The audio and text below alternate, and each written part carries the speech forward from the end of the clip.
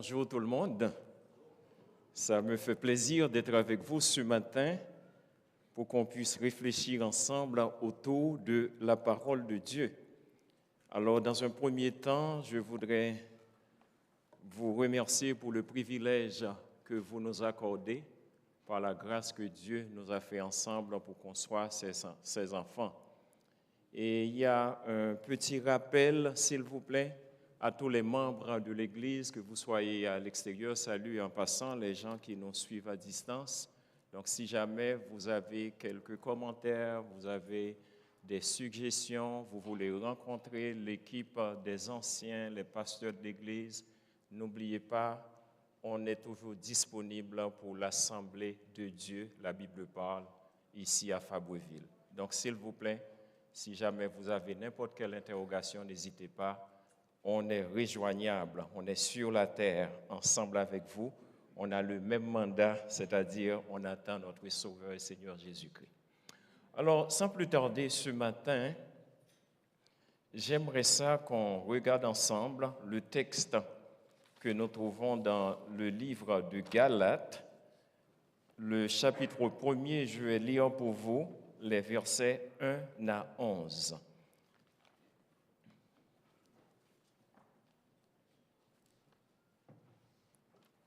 Paul, apôtre, non de la part des hommes, ni par un homme, mais par Jésus-Christ et Dieu le Père, qui l'a ressuscité des morts, et tous les frères qui sont avec moi aux églises de la Galatie, que la grâce et la paix vous soient données de la part de Dieu le Père et de notre Seigneur Jésus-Christ, qui s'est donné lui-même pour nos péchés, afin de nous arracher du présent siècle mauvais, selon la volonté de notre Dieu et Père, à qui soit la gloire au siècle des siècles. Amen.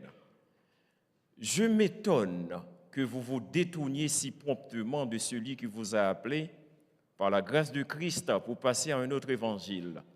Non pas qu'il y ait un autre évangile, mais il y a des gens qui vous troublent et qui veulent renverser l'évangile de Christ.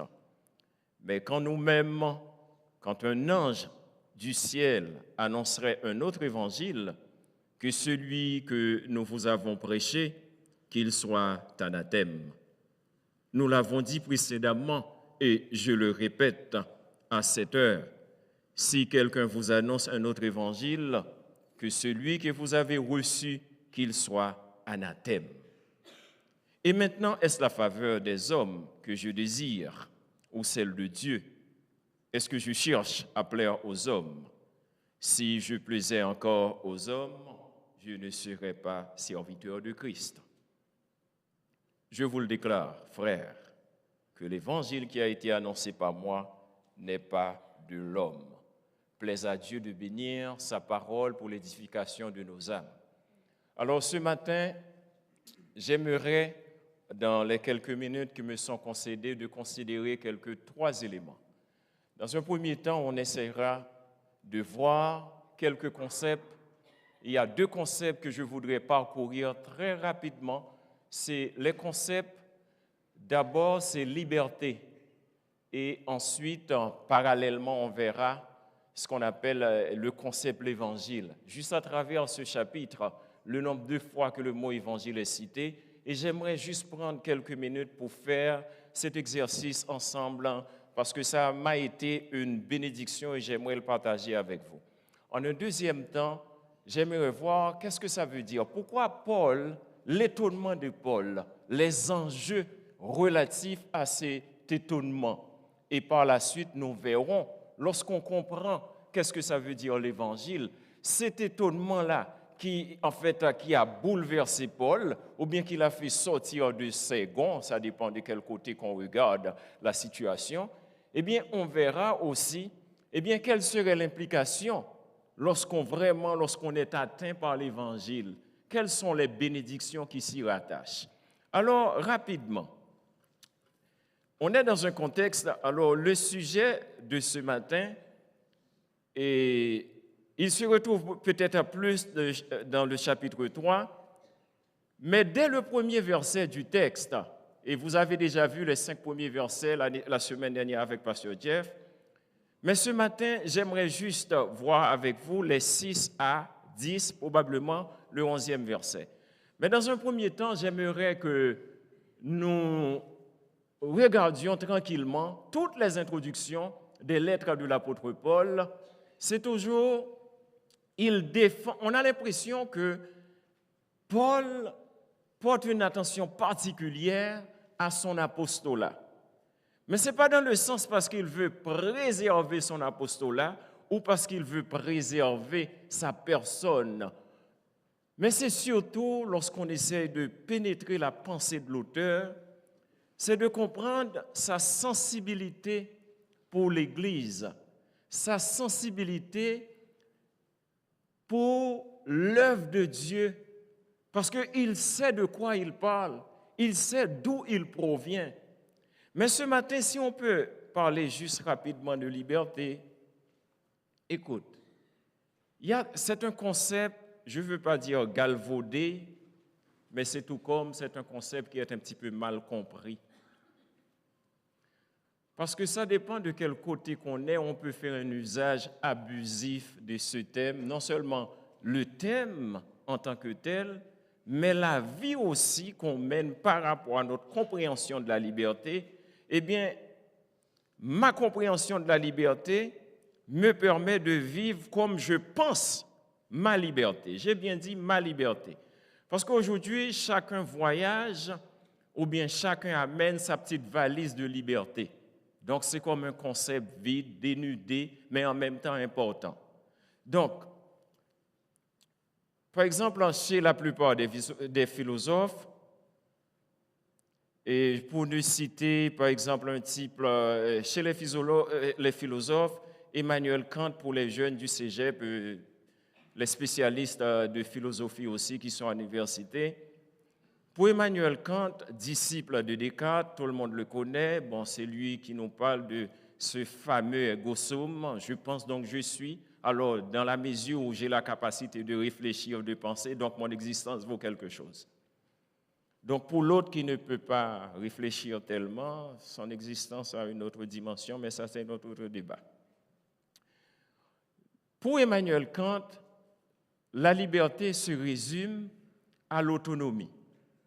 Pour Aristote, la base fondamentale pour lui de toute démocratie, c'est la liberté. Et on le sait combien nous qui vivons dans un contexte démocratique, comment c'est intéressant. On aime notre démocratie. C'est pour cette raison, à chaque 4 ans, on a la possibilité d'aller dire, en d'autres termes, on va donner le but à nos politiciens. Même si on ne les voit pas tout le temps, mais dès que c'est la période électorale, on les voit ou bien on voit leurs représentants qui passent chez nous, donc ils ne nous aiment pas à peu près. Donc on s'est dit, non, il faut sortir le vote, il faut y aller. De toute façon, moi, je vais voter à chaque fois que j'ai l'occasion, j'aime ça.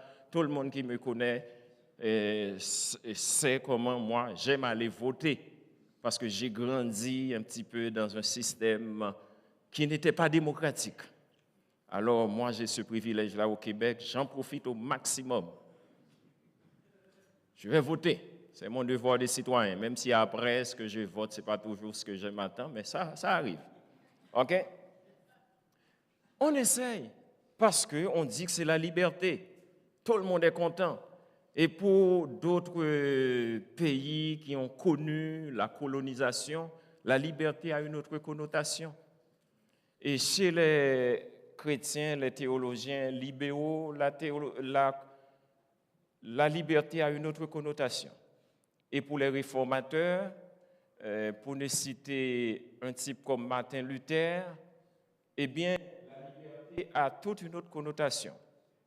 Et je vous encouragerai à lire le Self-Habit par Charles Spurgeon. Et parce que c'est tout un débat théologique, il y en a qui pensent que l'homme a le libre arbitre, le chrétien, il y en a d'autres qui ne pensent pas. Je me rappelle avoir discuté avec un jeune qui était ici, qui étudiait dans un institut. On s'amusait, on échangeait vraiment nos idées sur le libre arbitre. Jusqu'où ma liberté va comme croyant? Jusqu'où par rapport à mon salut? Est-ce que Dieu fait quelque chose là-dedans? En tout cas, c'est tout un débat. Alors, cela étant dit, chacun peut toujours avoir sa petite définition de liberté. Et lorsqu'on regarde par rapport au concept biblique, comment la Bible voit la liberté, là, on est dans tout un autre monde. Et il y en a certains eh bien, qui vont nous dire, eh bien, ta liberté commence là où la mienne s'arrête, etc., etc. C'est de bons discours. Maintenant, parallèlement, si on veut faire le lien, l'Évangile, est-ce que l'Évangile nous procure une certaine liberté ou bien est-ce que l'Évangile prend notre liberté? Parce qu'on a la liberté. Je suis libre. Et pour certains, quelqu'un qui a fini, moi je ne sais pas, de payer sa voiture, il dit « je suis libre ». On donne un travail de recherche à faire à un étudiant, il a terminé, il dit « je suis libre ». On a fini de payer le logement pour ce mois-ci, même si l'autre mois va venir, pour le mois-ci, on dit « je suis libre ». On est content, ça va, je suis libre. Mais c'est une forme de liberté, on ne peut pas empêcher à la personne de profiter de son air de gloire, de son air de liberté. Alors, on peut comprendre que la liberté peut revêtir diverses formes. Ça dépend de quel côté qu'on est. Eh bien, pour cette personne-là, dans ce moment précis, c'est sa liberté. Mais si on veut regarder un petit peu plus loin, la liberté dont la Bible nous parle, dont la Bible nous présente, la liberté dont le Christ nous parle, elle a une dimension beaucoup plus grande. Elle a une dimension éternelle. Ce n'est pas une dimension, ce n'est pas une liberté sélective, ce n'est pas une liberté sporadique, ce n'est pas une liberté, bref, momentanée, et puis après ça, elle disparaît. La liberté que Dieu me donne en lui, elle est éternelle. Et cette liberté-là, elle a coûté le prix du sang de Dieu qui s'est fait homme pour que moi, je sois libre. Et là, c'est une autre chose. Lorsque la Bible dit « Je m'étonne que vous vous détourniez si promptement de celui qui vous a appelé par la grâce de Christ pour passer à un autre évangile. » En lisant ce texte, au premier coup, j'avais cru que l'apôtre Paul, il faisait une sorte d'euphémisme, c'est-à-dire, en bon québécois, il ne voulait pas blesser, il ne voulait pas choquer, donc il dit les choses. Écoutez, tu n'es pas malade, mais tu n'es pas en santé. Tu ne vas pas mourir, mais tu n'es pas là pour longtemps. Et vous allez, oui, mais vous allez avoir l'aide médicale à mourir. C'est quand même, c'est bien dit, hein? Donc, il y a quelqu'un qui va avoir l'aide pour mourir, donc il y a un autre qui va mourir, il n'aura pas l'aide, donc ce n'est pas la même mort. Donc, il y a beaucoup de choses comme ça. Mais c'est intéressant. Mais ce n'est pas du tout, lorsqu'on regarde un petit peu plus en profondeur le texte, ce n'est pas un euphémisme. L'apôtre est choqué, il est fâché. L'apôtre, il était en colère. J'ai vu l'apôtre Paul être en colère, disons, c'est dans Actes chapitre 16, à un moment donné, lorsqu'il devait revendiquer son droit en tant que citoyen.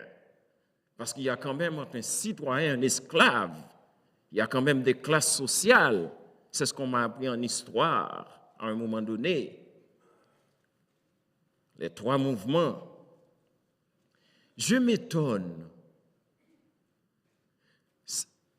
Écoutez, vous seriez d'accord avec moi si je vous disais que l'étonnement de l'apôtre Paul n'était pas basé sur une simple colère, sur quelque chose de passager, je dirais même éphémère. Non, c'est parce que l'apôtre est en train de dire « Je sais d'où je viens, je sais ce que vous êtes en train de présenter aux Galates, est dramatique. Je sais ce que vous êtes en train de faire aux chrétiens de Galate. Vous vous infiltrez subtilement au milieu d'eux pour leur corrompre, pour déposer un évangile, encore euphémisme, un évangile qui n'est pas évangile. Ce que vous faites, que vous êtes en train de faire là, est insidieux, c'est dangereux, c'est même diabolique. Vous n'avez pas le droit. Parce que l'apôtre Paul, il sait qu'il était du nombre.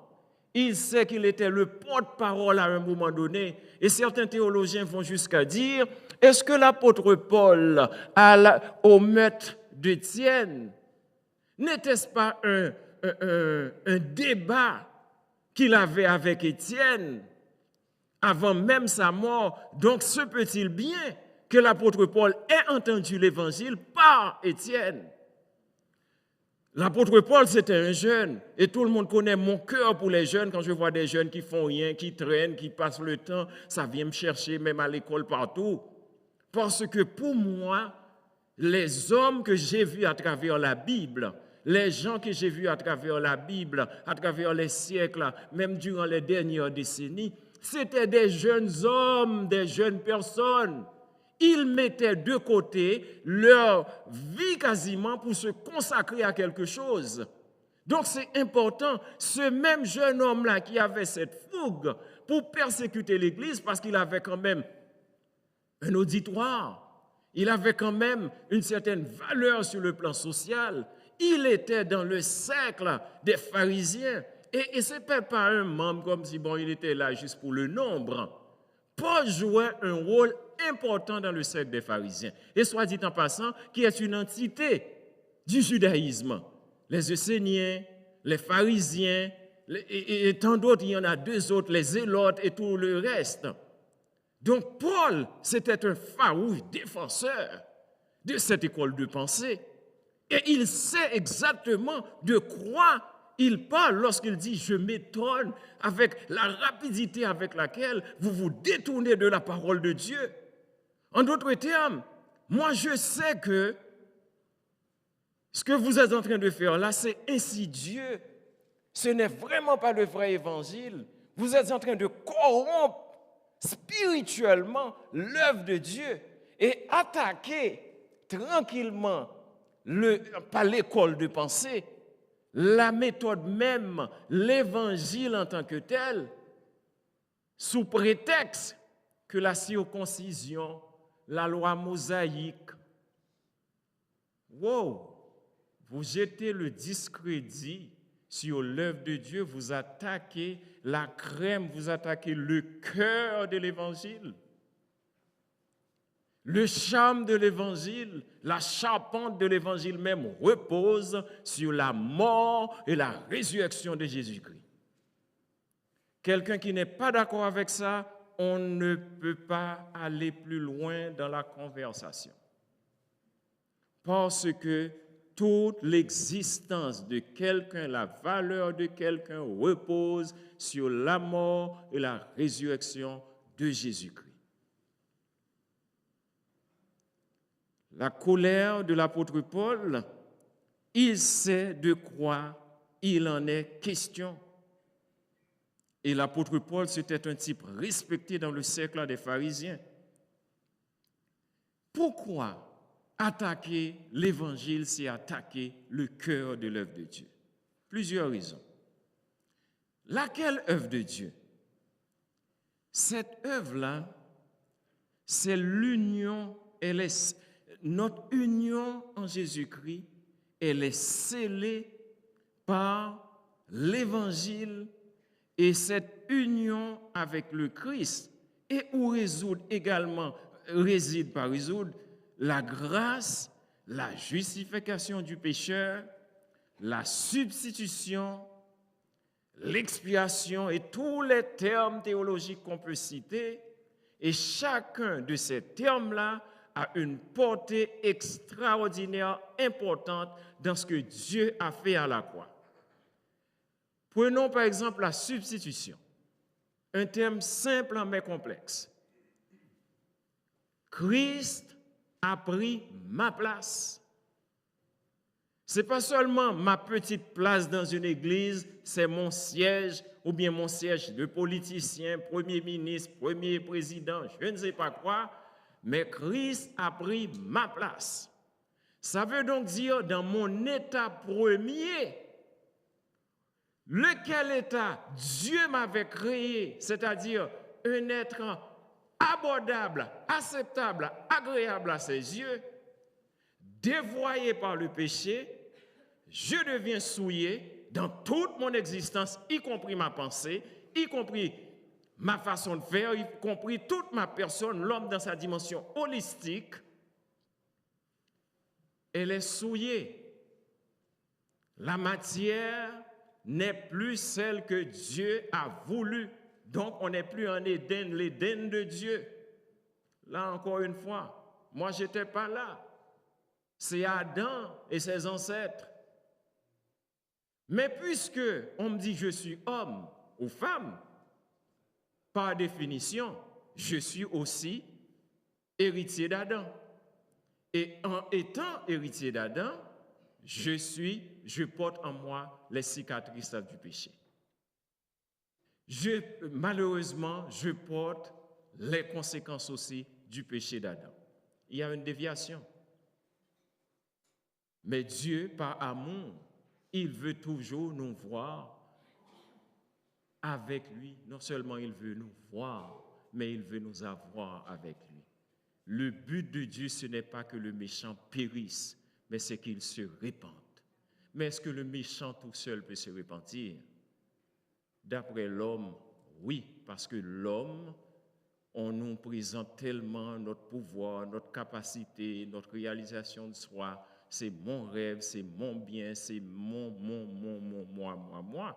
Dans son égocentrisme, il peut toujours penser qu'il est capable de réaliser quelque chose de bon.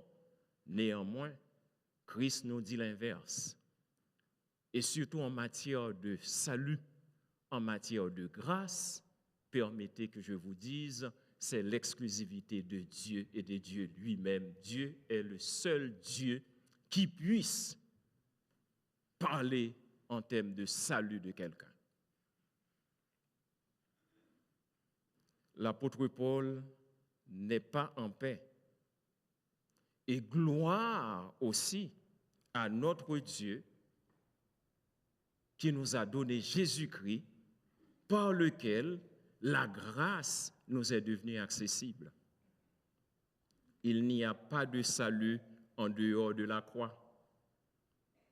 Pour comprendre l'idée émise par l'apôtre Paul, il faut porter une attention particulière au verbe qu'on traduit par abandonner. C'est le verbe qu'on pourrait le traduire aussi par déserter. Pour nous qui vivons en démocratie, on sait, de temps en temps, on voit des hommes ou des femmes politiques qui changent de siège.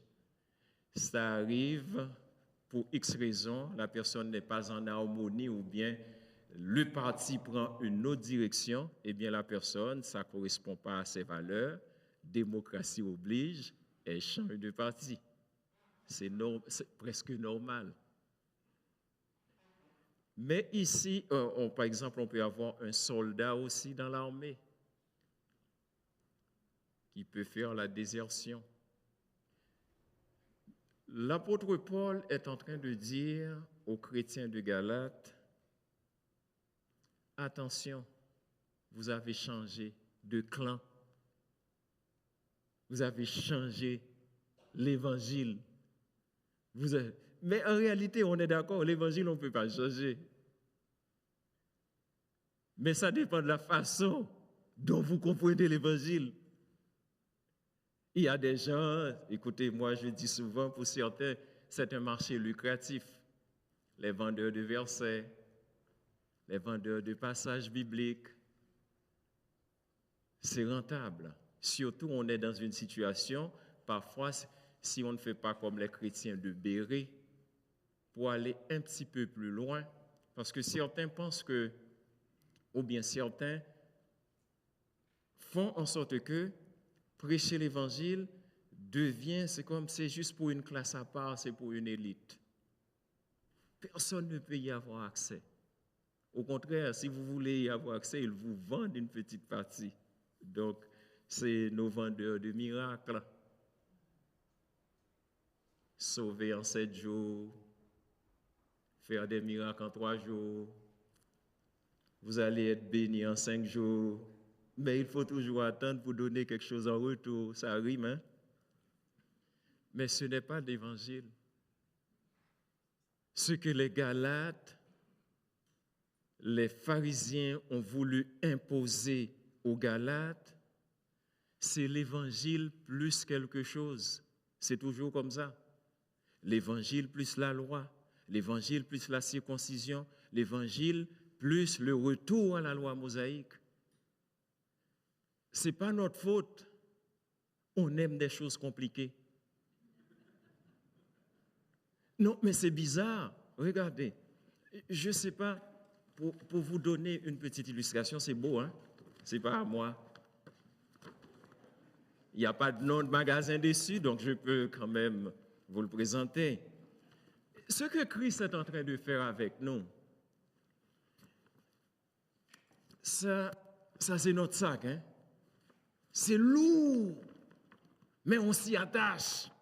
On aime tellement notre valise, on veut même rentrer là-dedans, on se cache.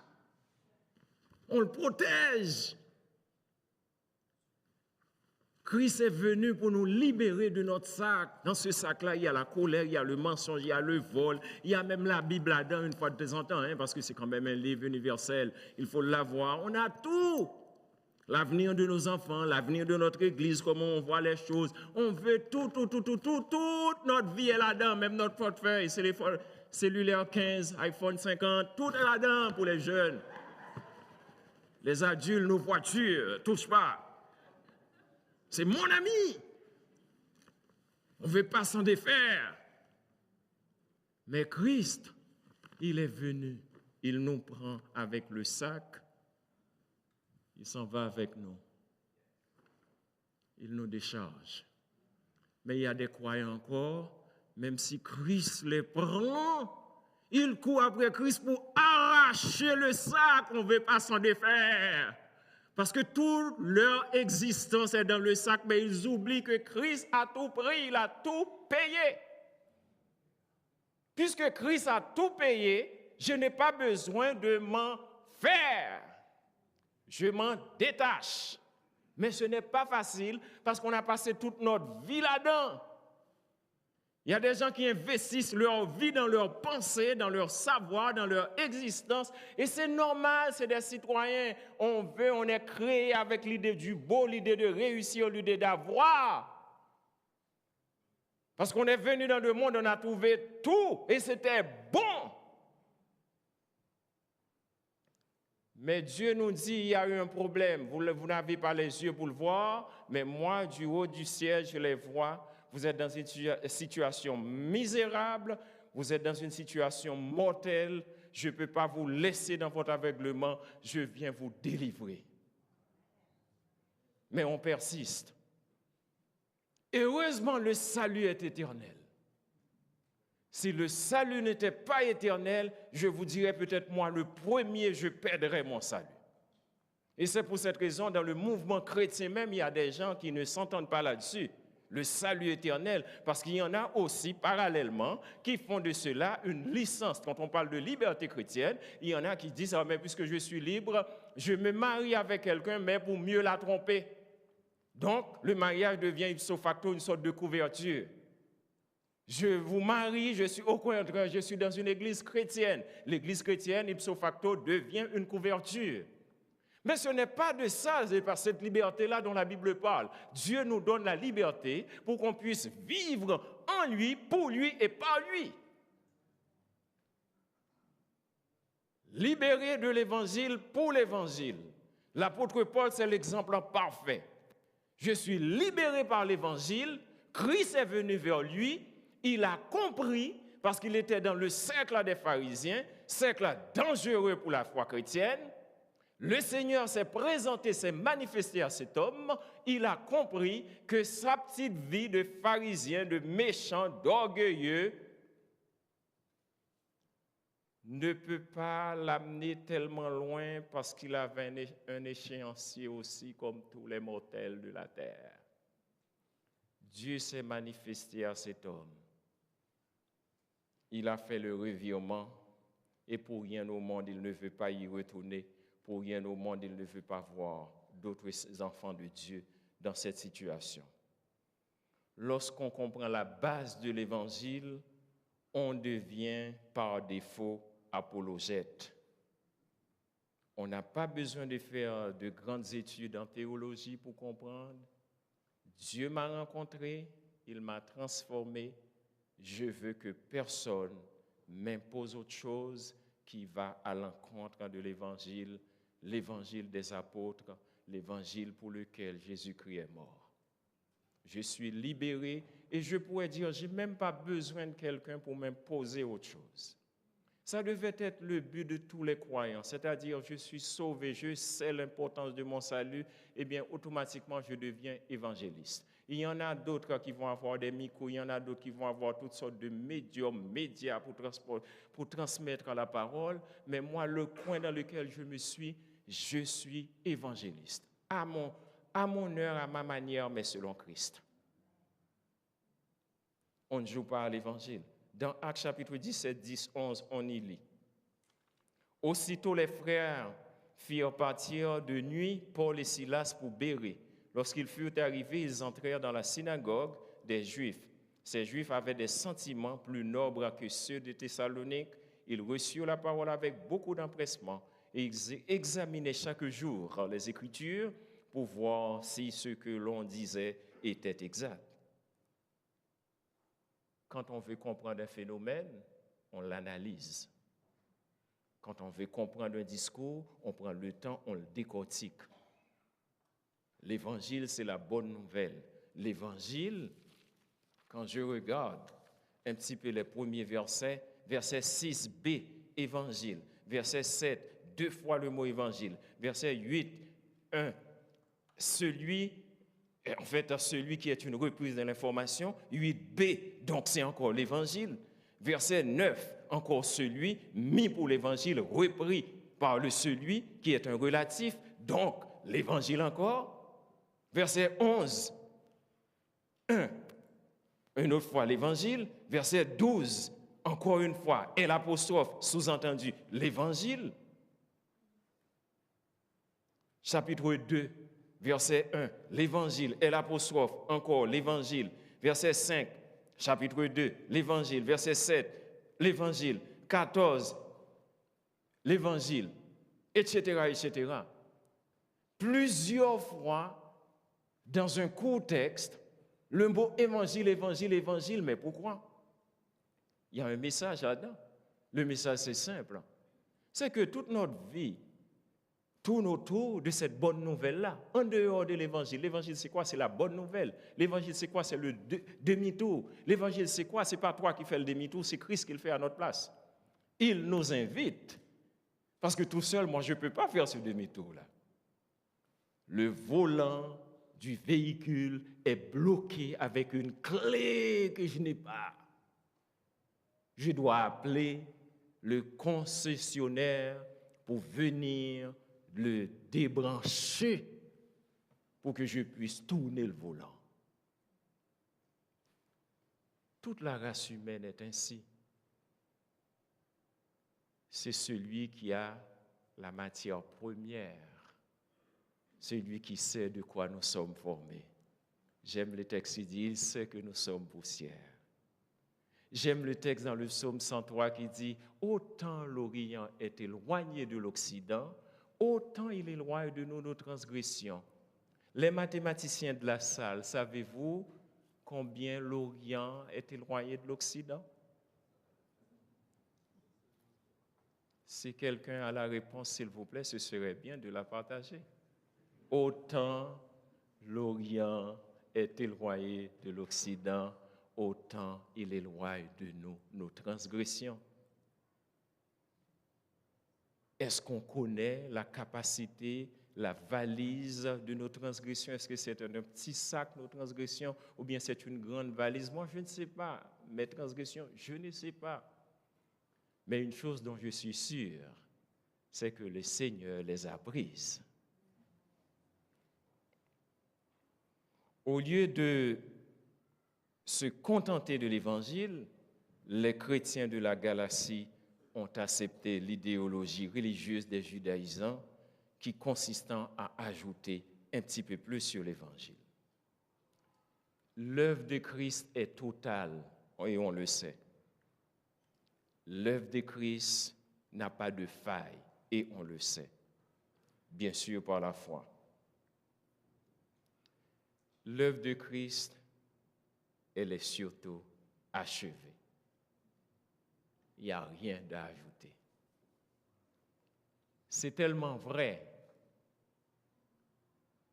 Christ à la croix a prononcé le fameux mot grec qu'on connaît tous. Tétélestai. Tout est accompli. C'est l'artiste qui a fini de composer un bon morceau et puis il a dit, l'œuvre est accomplie. C'est le peintre qui a fini de peindre son tableau sur lequel il a passé des heures, voire des mois. Il arrive à la fin, la dernière touche. Tout est accompli.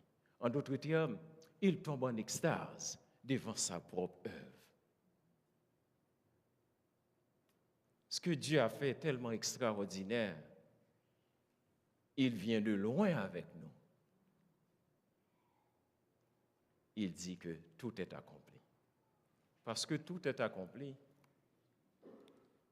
c'est que même le brigand qui était à côté de Jésus-Christ, il n'avait pas, je ne savais pas, en tout cas, je ne pense pas qu'il ait eu le temps d'aller à l'église. S'il y allait, c'est peut-être dans une autre église, église du crime, église du vol, église de la manipulation, église du chantage, église du légalisme. Tout ce qu'on peut trouver dans un beau sac, très beau, mais à l'intérieur, vide.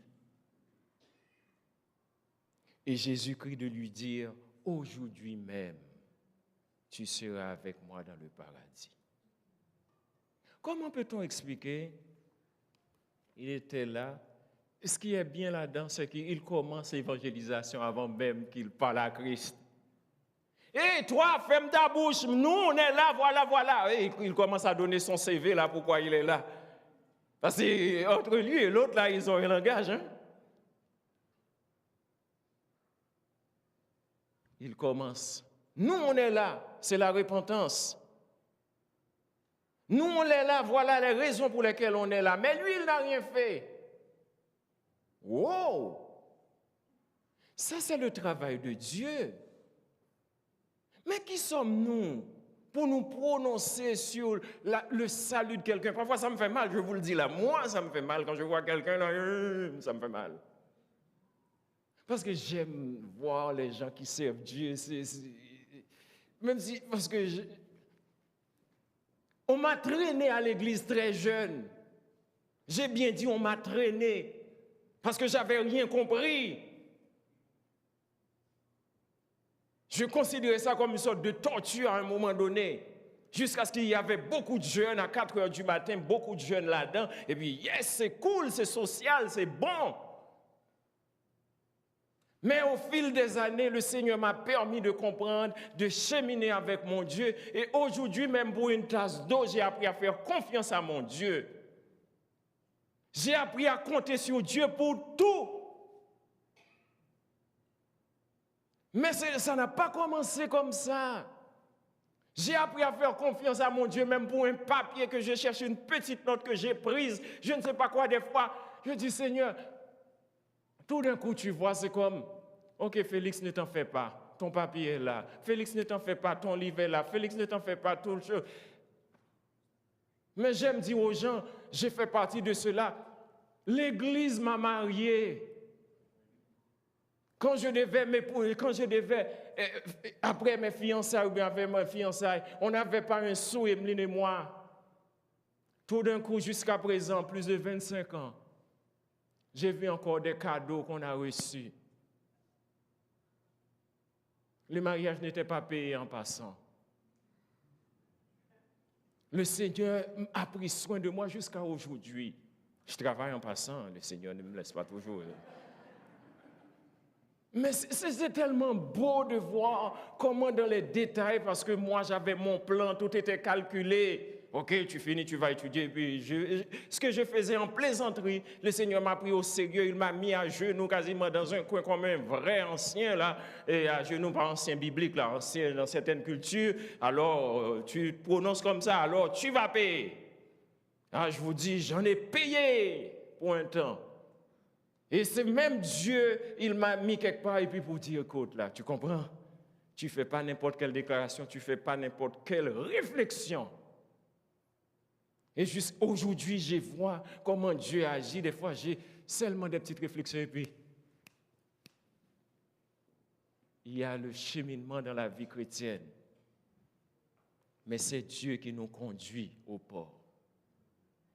Si Dieu nous dit de passer de l'autre bord, il suffit juste d'y passer. C'est difficile entre le trajet et l'arrivée. Il va y avoir beaucoup de persécutions, beaucoup d'embûches, beaucoup de problèmes. Mais j'aime beaucoup le texte depuis des semaines. Je suis dans Marc 4, Marc 5, mon béni. Passer de l'autre bord. Tu n'as pas besoin de le savoir, comment tu vas y arriver, mais c'est de faire confiance à la personne qui te dit passer de l'autre bord. C'est ça l'évangile. Mais, dans nos interrogations, c'est très complexe. C'est très difficile de lâcher prise. Parce qu'il y a des choses qui viennent attaquer même ta foi là-dedans. Tous les disciples étaient là, éveillés. Jésus-Christ, lui, il dormait. Comme tout homme, il était fatigué. À ceux-là qui disent que Jésus-Christ n'était pas un homme, je vous rappelle qu'il y a beaucoup de textes bibliques qui le prouvent. Vous n'êtes pas obligé de l'accepter, mais c'est ça. Il y a des choses dans la Bible qu'on accepte juste par la foi. Et quand vous me demandez de définir c'est quoi la foi, c'est ce que j'entends. Mais comment puis-je entendre si le Seigneur n'ouvre pas mes oreilles? Eh bien, c'est encore Dieu qui ouvre les oreilles des gens pour entendre sa parole. Maintenant, ces trois choses demeurent, la foi, l'espérance, l'amour. La foi, c'est ce que j'entends de mon Dieu, non pas en vertu de ma capacité auditive, mais c'est ce que Dieu fait. Là, on ne parle pas sur le plan scientifique, mais on parle sur le plan spirituel qu'on ne peut pas toucher personne. L'exclusivité encore de Dieu. Dieu permet à quelqu'un qui ne le connaît pas de faire demi-tour pour venir vers lui. Ces trois choses demeurent, la foi, l'espérance, l'amour. L'espérance, c'est mon leitmotiv dans ma façon de croire, de continuer à persévérer, même les embûches, même les difficultés, même les épreuves et tous les synonymes. Dieu me garde encore en lui. L'amour, c'est la base, c'est le résultat de ce que Dieu fait et qui va se manifester. Tu ne peux pas aimer les autres si tu n'es pas aimé d'abord par Dieu. Tu vas les aimer pour ce qu'ils ont, pour ce qu'ils font. Tu vas aimer pour toi-même. Mais quand Dieu nous fait découvrir son amour, Jean 3,16, car Dieu a tant aimé le monde, qu'il a donné son Fils unique afin que quiconque croit, et encore une fois, afin que quiconque croit, ce n'est pas nous qui avons choisi de croire, mais c'est Christ, par son amour. Encore, au nom de son amour, il nous permet de croire en lui. On est délivré, on est libéré de nous-mêmes pour pouvoir apprendre à aimer les autres. Quand je comprends l'évangile, ça veut donc dire l'étonnement de Paul est basé spécifiquement sur cette compréhension de l'évangile qu'il a de Christ. Donc ça vient choquer. Cessons de vivre pour nous-mêmes. Vivons pour Christ. Quand on reste dans nous-mêmes, on voit tout ce qu'on a besoin. Eh bien, c'est difficile pour que nos yeux soient ouverts sur les autres.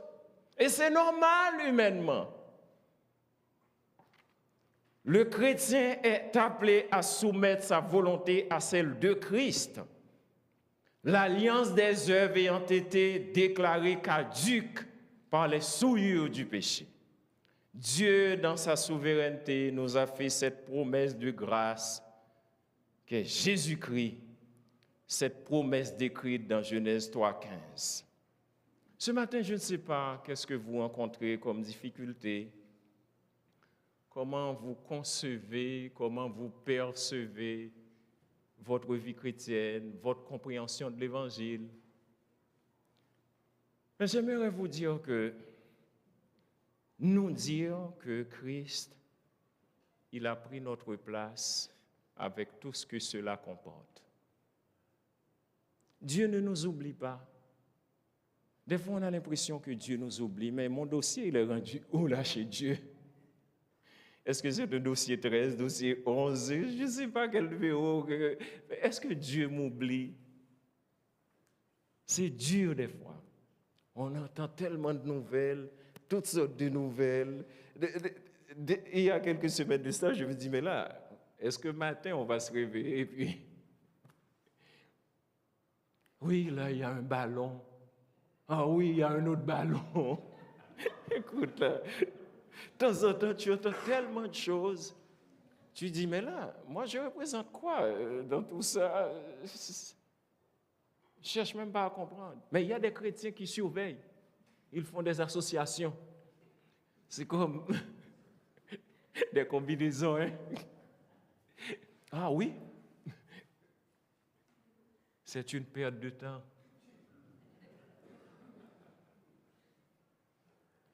Il faut se méfier de tout ce qui n'est pas approuvé par Jésus-Christ. Tout évangile qui n'a pas le sceau de l'évangile des apôtres dans le Nouveau Testament, il faut s'en méfier. Il faut demander à Dieu de nous accorder la grâce d'en faire un bon usage du temps qu'il nous donne sur la terre. Parce que s'il y a une évidence, c'est que on a chacun ici une date d'échéance. Et comprenant l'Évangile, il faudrait que vous et moi, nous apprenions à demander à Dieu de nous apprendre à aller vers lui. En d'autres termes, notre façon même de l'adorer. Nous ne sommes pas à moitié sauvés. Jésus-Christ n'a pas partagé la facture avec nous, 50-50, 75-25. Jésus-Christ ne nous a pas sauvés un tiers chez Jésus-Christ puisqu'il est Dieu, alors l'autre partie c'est non. Jésus-Christ ne nous a pas sauvés juste pour un temps. C'est comme la météo au Québec. Il y a des semaines, en une journée, tu peux avoir les 4 saisons. Ce n'est pas ça le salut. Le salut est efficace, il est total, il est radical.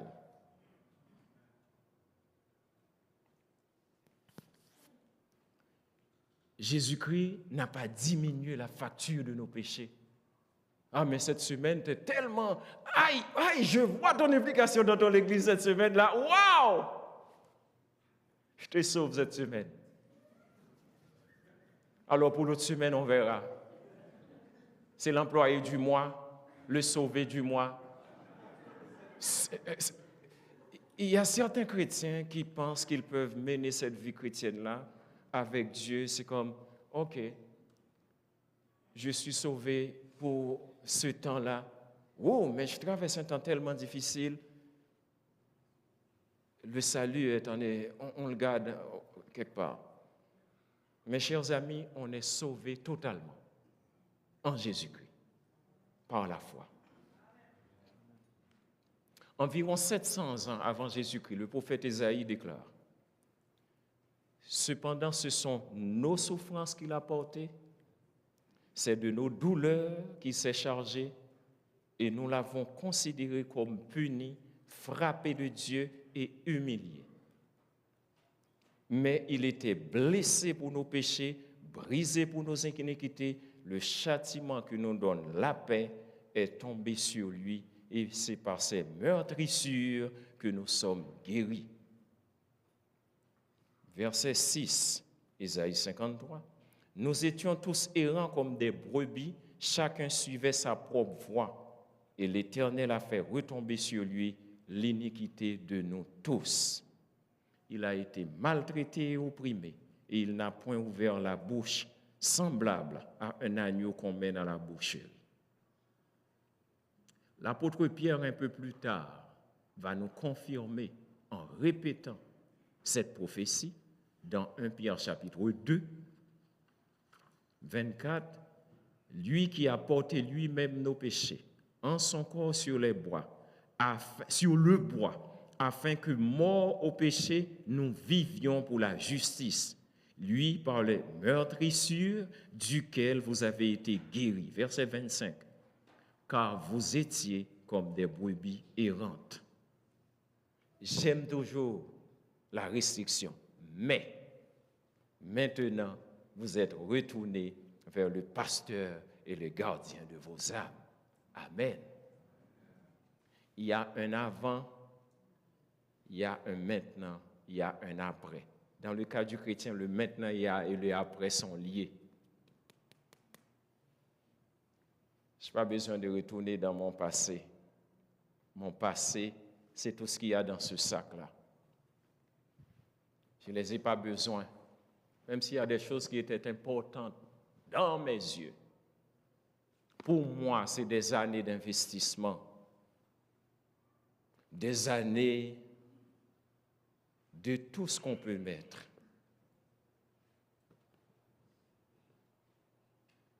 Mais ce n'est pas important. Parce que Christ nous a pris avec tout ça.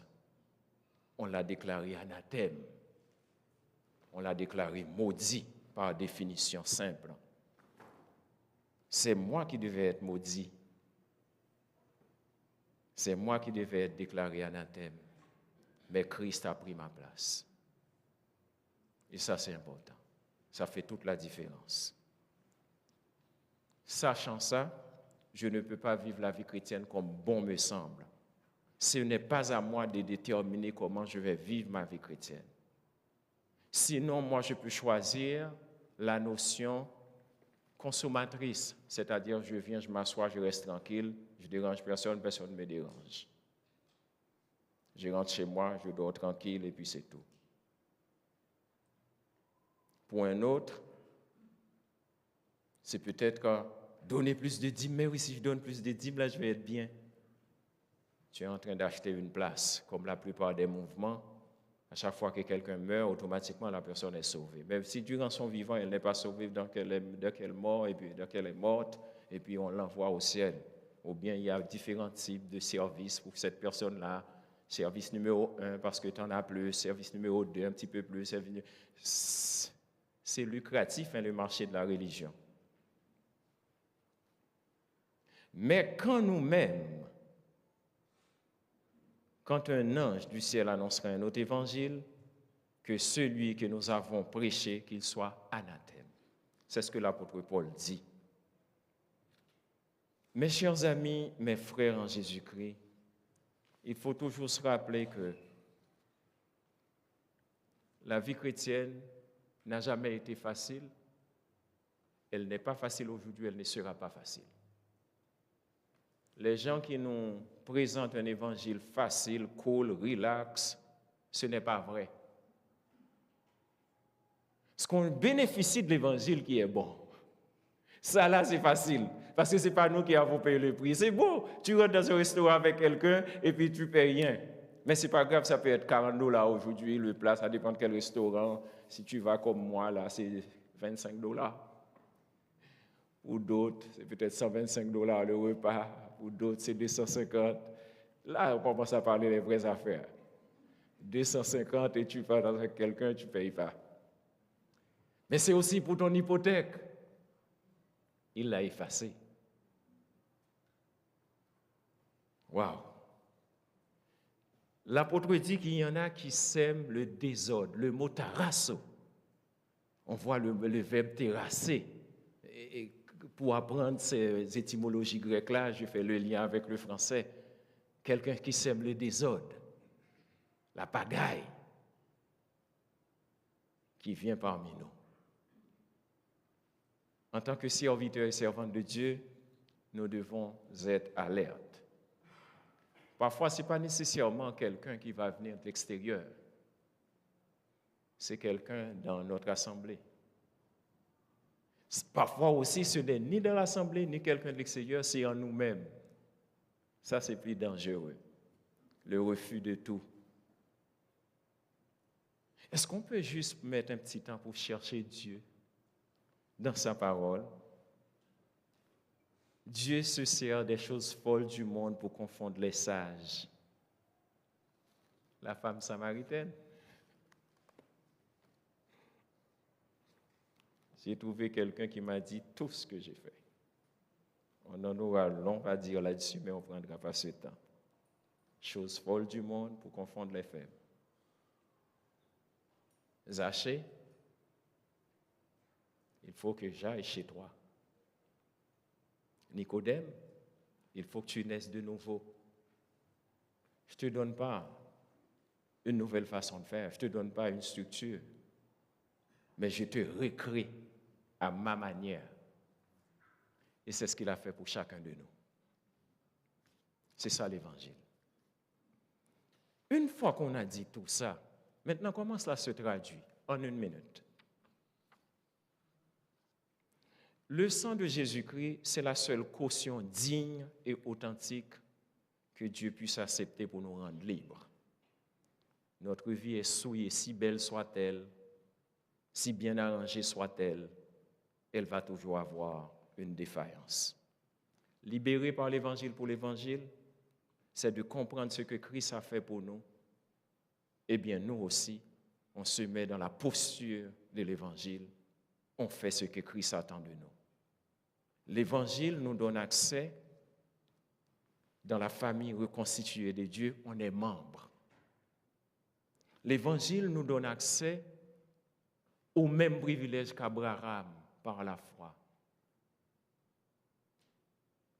On n'a pas les mêmes responsabilités, mais on a les mêmes privilèges. C'est-à-dire, par la foi, on est déjà en Dieu lui-même. Par la foi, on partage la famille d'Abraham. Dieu nous intègre dans la famille céleste.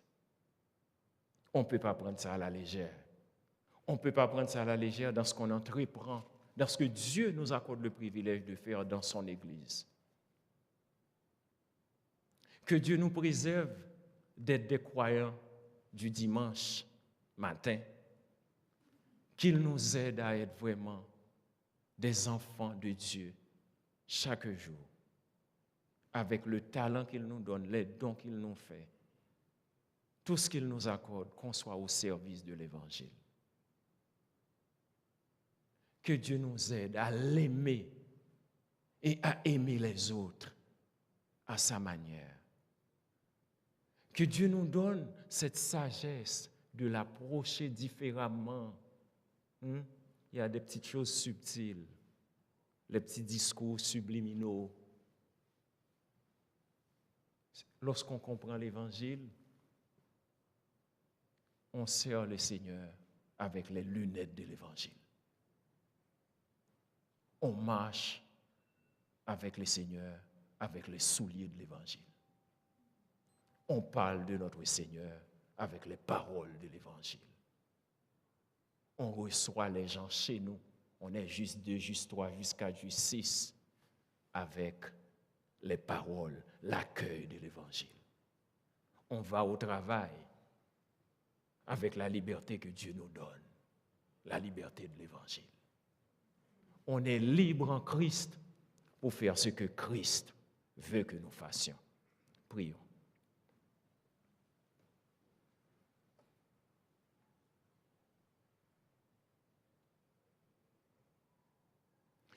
L'Éternel, notre Dieu, tu es vraiment celui qui marche à travers ton Église. Tu es celui qui sauve. Ce matin, on est là parce qu'on sait qu'on est sauvé par toi. On est là ce matin parce que tu nous accordes la joie de te connaître un jour. Tout seul, nous ne pouvons pas continuer pour toujours, mais nous avons notre confiance en toi et toi seul. Merci de nous libérer de nous-mêmes, de nos intentions, de nos intérêts, de nos désirs, pour se tourner vers toi, le seul vrai Dieu. À la croix, tu as été déclaré maudit, parce que c'est nous qui devrions être là, découragés, déprimés, malmenés, blessés, meurtris. Mais tu as accepté tout ça pour que nous ayons la joie, pour que nous ayons la vie.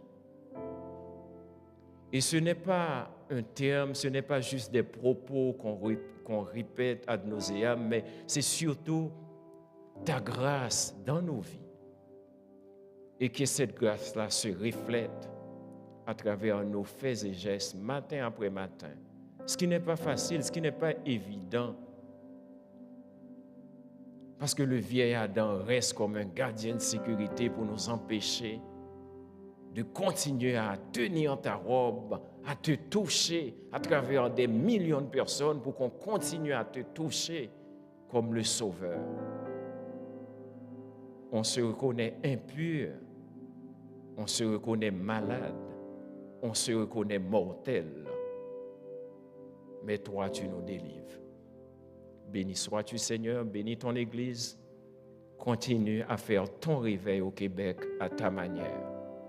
Fais ton réveil dans chaque foyer, dans chaque cœur, dans chaque municipalité. Si notre génération ne voit pas les fruits de ce réveil, si tu tardes à revenir, Seigneur, que d'autres générations puissent en bénéficier. On compte sur toi parce que tu ne vas pas nous décevoir, parce que c'est toi qui nous appelles à te connaître. Amen. Merci, que le Seigneur nous bénisse.